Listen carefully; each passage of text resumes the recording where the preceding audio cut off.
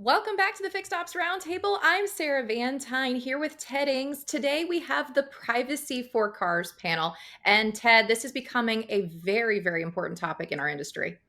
Sarah, you're exactly right. Waverly Burt is a great colleague joining us today from Privacy for Cars. We've also got a few guest colleagues as well. Most of you will recognize Steve Greenfield, General Partner of Automotive Ventures, who's with us today on the panel. Steve and Waverly, thank you for coming. And from retail, very important, we've got Josh Duhon, who's with us today, Chief Compliance Officer at the Premier Automotive Group, a big and growing dealer group. So, Josh, appreciate you being here as well. Everyone, welcome to the panel. And Waverly, if it's okay, I'll start the conversation with you. For those who may not know, in about 30 seconds, let's start with the basics, Waverly. What does Privacy for Cars do?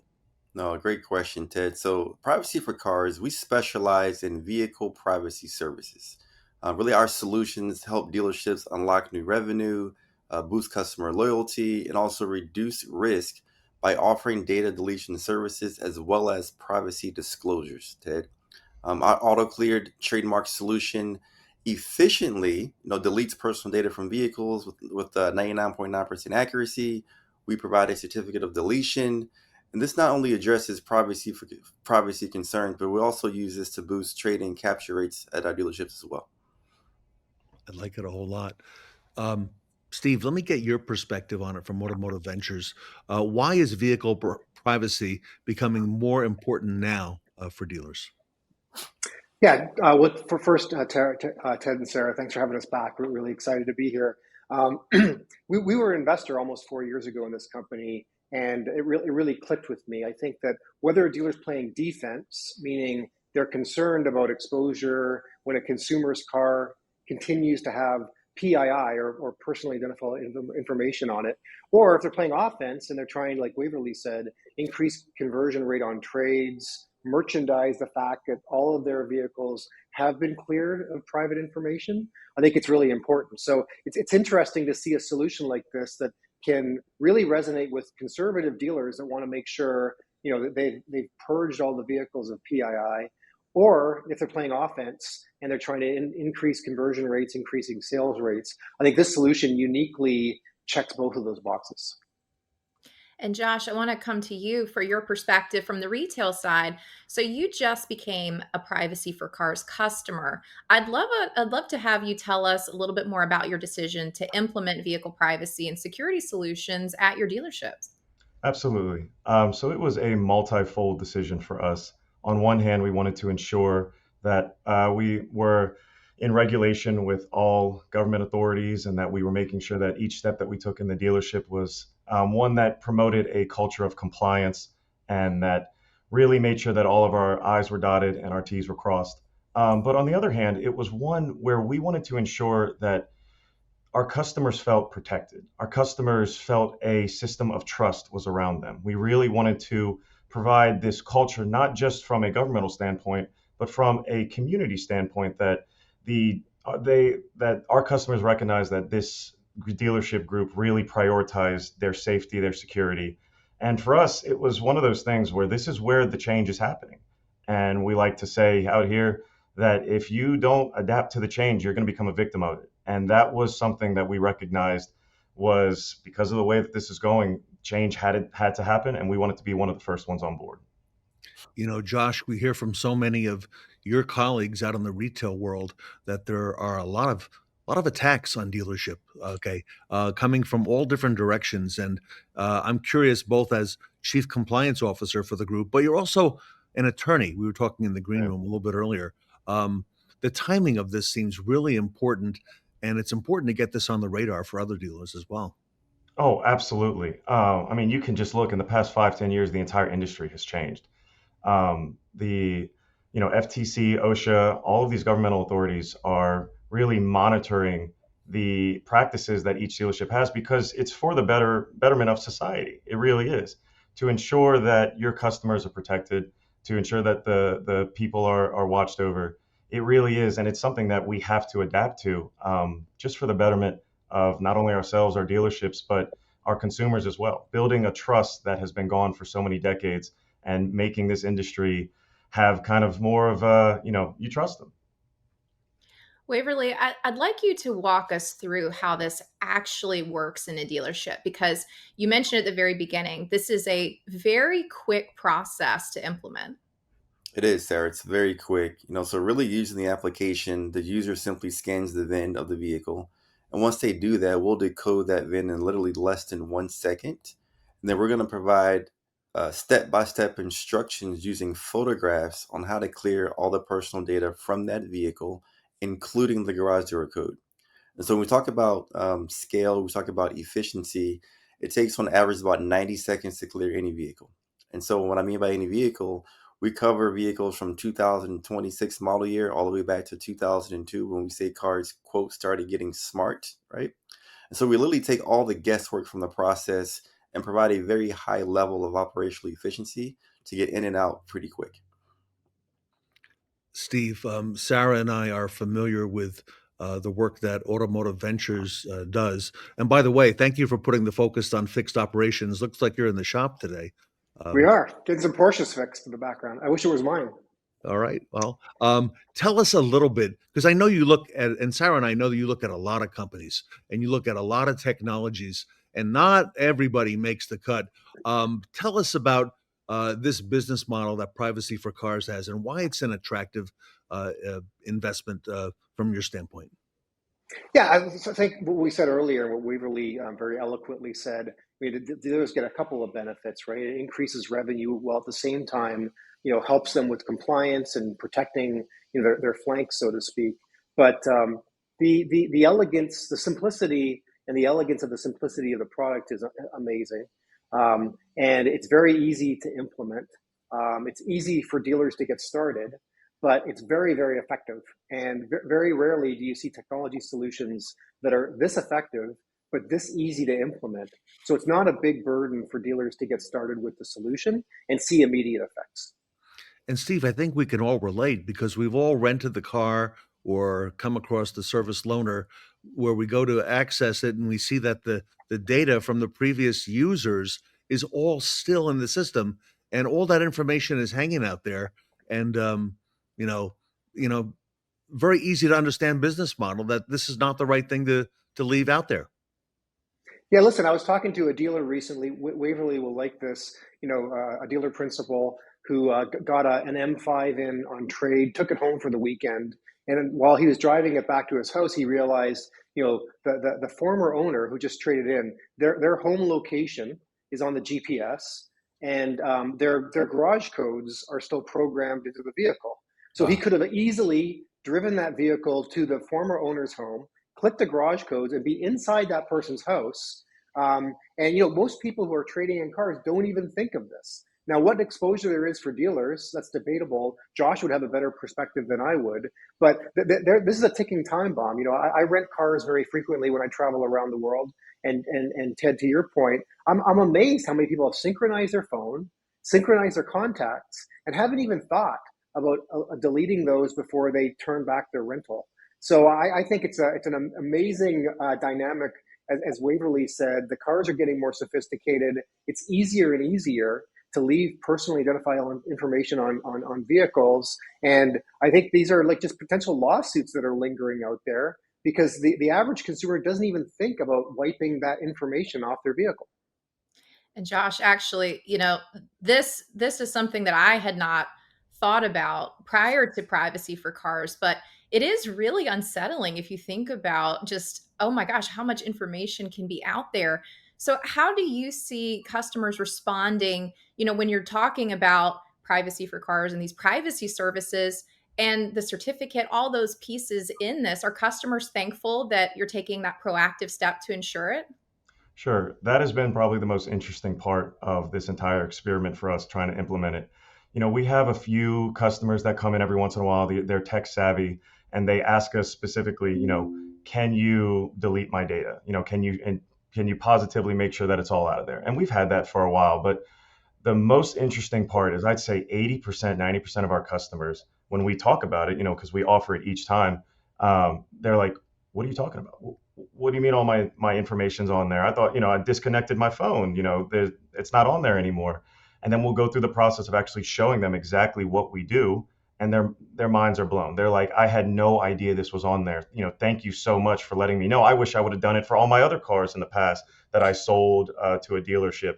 And then when we hand them that certificate, you can kind of just see like this peace that comes over them, that they're like, I know that my car is protected. I know that my information is now protected. And in the digital age that we're in, that is one of the most important things you can have as a company, is to tell your consumers that your information is safe. It's not going anywhere, and anything that's left, we're deleting it. Do not worry about it. So I would say the response from our customers has been a peaceful thankfulness, and kind of just a confidence in these services that we can provide for them. Waverly, I'd like to take that a step further. How are dealers like Josh, how are they positioning this financially? What are you seeing around the country as you continue to make progress with the Privacy for Cars model? Yeah, absolutely, Ted. So we do have dealerships that are using the platform to generate, really bottom line growth through fixed ops, through the reconditioning process, through the rental car department, things of that nature, as well as indirectly by capturing more trades. Now, ultimately, it's really dealer discretion. So, am I saying that every single dealership is using it to make money? No, some dealerships use it to enhance the customer experience, to make it a differentiator within their organization. Either way you look at it, it's really not a right or wrong way. Our biggest really piece of this is making sure that it gets done. And there's definitely opportunities at the same time to take something that, as Josh said, can check the box of compliance, reduces risk, increases customer loyalty, but also gives you an opportunity to make some revenue at the same time. Steve, I want to get your perspective on this because you've often talked about how the consumer is getting more and more educated when it comes to online privacy and exposure points in their transaction or ownership experience. So, what is your long term outlook regarding vehicle privacy? Well, look, I mean, the automakers themselves are focused very much on the software differentiation of the new vehicles that are getting built. You're hearing this term more and more now, the software defined vehicle. And they're realizing to compete in the future, it's going to be much more about the software on the car than the hard attributes of the car, the tires, engine, et cetera. Consumers are going to be picking their vehicles based on the software performance that's going to enable all kinds of things, including subscription services and extended range and these kinds of things. And with more software, like we're all experiencing elsewhere in our life, there's more quote unquote surface area where there can be cyber attacks that we're seeing in the news more frequently, et cetera. So I think that, that with more of a software defined vehicle, which is the direction that the industry is going, there'll be more opportunities for the cars to be picking up personally identifiable information of the driver, of consumers who own the vehicle and are driving within the vehicle. And as a result, cybersecurity is going to become more front of mind for the automakers for sure. But I think for dealers who up until now haven't really worried, unless of course their DMS gets hacked or something, haven't really worried too much about cybersecurity. Well, we're going to be more interested in maintaining the integrity of the data on behalf of the consumer, but also dealers are going to have to be more concerned about the integrity of data overall. So I think the sophistication of the vehicles, as Ted said, is going to drive all of us to be more obsessed with making sure that we're protecting ourselves, protecting our customers, and protecting our businesses. Steve, as a consumer, I know I'm like you. I rent vehicles frequently, and when I go to return it, I'm in a hurry. I've got to catch a flight. I've got an itinerary, and probably the furthest thing from my mind is to delete all that data. Steve, to have a professional service ensuring this is done, that's got to be an advantage for dealerships and groups like Premier Automotive to have that as part of their story. Well, as Josh has very clearly articulated here, imagine, Ted, you hand in your rental car when you're at Los Angeles or Atlanta, and imagine that you had a certificate emailed to you almost real time. You get your invoice from Hertz and you get your certificate emailed from Hertz. Wouldn't that be a wonderful world? And as Josh said, then you would have peace of mind when you're going through security and getting on your plane that your PII has been wiped off that vehicle. We aren't there yet. Waverly can underscore that. We have a long way to go still. But I think for the consumer's peace of mind, for the rental car companies peace of mind and for the automaker, they should all be very interested in making sure that we get adoption of this technology sooner rather than later. So, Josh, if I can come back to you, if you had to convince another dealer or another dealer group, one of your peers, to get involved with Privacy for Cars and to get involved with this, what would you say to them? It's funny you asked that. I actually have already convinced some of my other peers in the industry and in the compliance sector to look into it. And the two questions I asked them were one, how well do you want to sleep at night? And the second was, what kind of image do you want to have in your community? When it comes to, how well do you sleep at night? I can't tell you how I can't tell you how great it is to get my report every single week from Waverly, and I see every single vehicle that has either left my property or has come in, and every single one shows when they were cleared of their data, every single one. That kind of peace of mind just lets me know, like right there, right on the screen, lets me know that I can now move into whatever else I need to move, because on a privacy standpoint, I'm protected and I'm covered and I have all my ducks in a line for that. When it comes to the image in your community, for the past, I don't know, since dealerships have been around, they haven't had the best image in their community. There's not a lot of trust between the consumer and the automotive industry, and that's something that for the past 5-10 years, that's the change that's happening.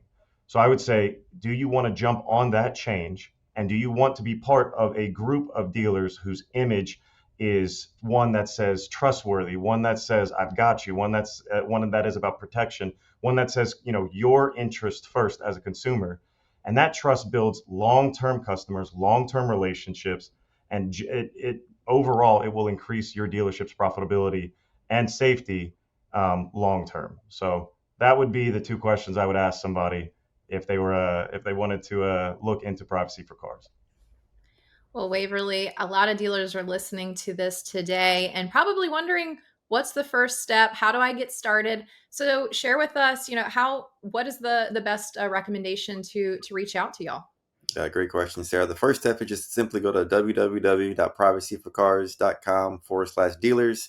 They can simply schedule a demo right there from our website. Either myself or someone from my team will reach out immediately. We'll get them on the calendar and we'll take it from there. One thing that's unique about Privacy for Cars is, unlike most vendors that usually see that 30-day, onboarding process, that 45-day onboarding process, our system is really turnkey. We can have stores regardless of the size, functional and ready to clear cars in 24 to 48 hours, regardless of the size of the group, which is very strong and a testament to technology and how fast things are moving, and we're moving fast with it. So it's a very simple process to get on board.